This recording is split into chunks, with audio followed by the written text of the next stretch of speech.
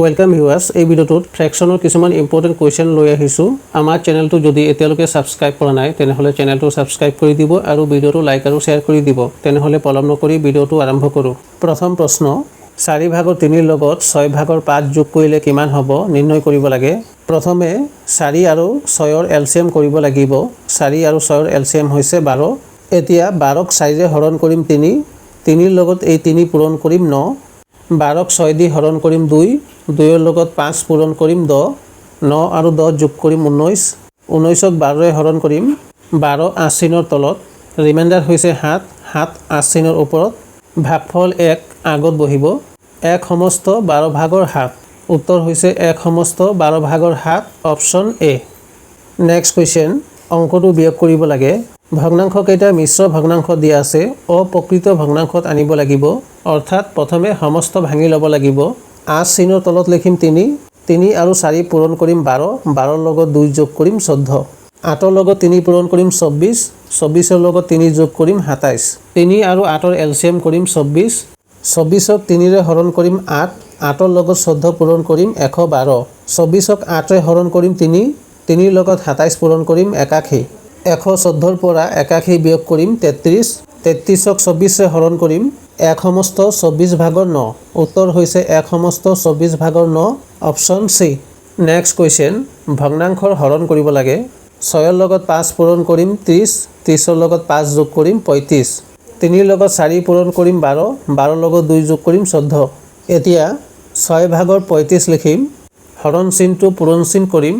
পূৰণ চিন কৰাৰ লগে লগে 8 চিনৰ ওপৰৰ সংখ্যাটো 8 চিনৰ তলত হ'ব আৰু 8 চিনৰ তলৰ সংখ্যাটো 8 চিনৰ ওপৰত হ'ব। অৰ্থাৎ 3 ভাগৰ 14টো 14 ভাগৰ 3 হ'ব। 6ক 3ৰে কাটিম 2, 14ক 7ৰে কাটিম 2, 35ক 7ৰে কাটিম 5, 2 আৰু 2 পূৰণ কৰিম 4, 4 ভাগৰ 5, 5ক 4ৰে হৰণ কৰিম 1 সমস্ত 4 ভাগৰ 1, উত্তৰ হৈছে অপশ্যন বি।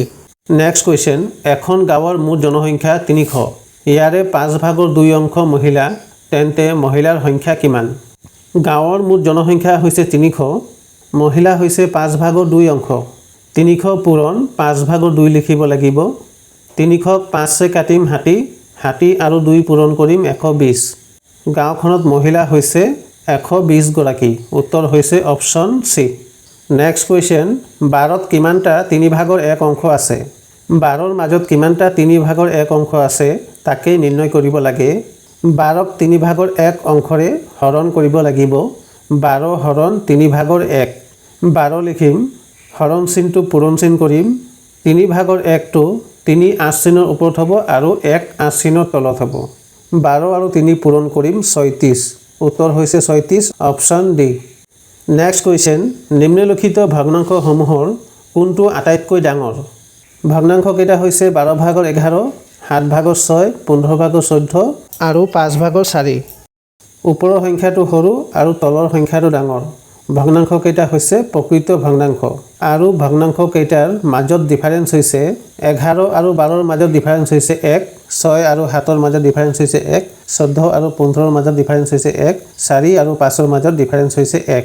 গোটেইকেইটা ভগ্নাংশৰ ডিফাৰেঞ্চ হৈছে 1, অৰ্থাৎ সমান।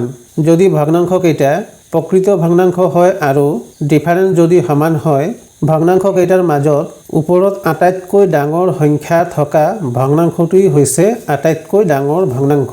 অৰ্থাৎ লবত থকা আটাইতকৈ ডাঙৰ সংখ্যাটোৱেই হৈছে আটাইতকৈ ডাঙৰ ভগ্নাংশ। ইয়াত আটাইতকৈ ডাঙৰ সংখ্যাটো হৈছে 14। আটাইতকৈ ডাঙৰ ভগ্নাংশটো হ'ব 15 ভাগৰ 14, উত্তৰ হৈছে 15 ভাগৰ 14, অপশ্যন চি।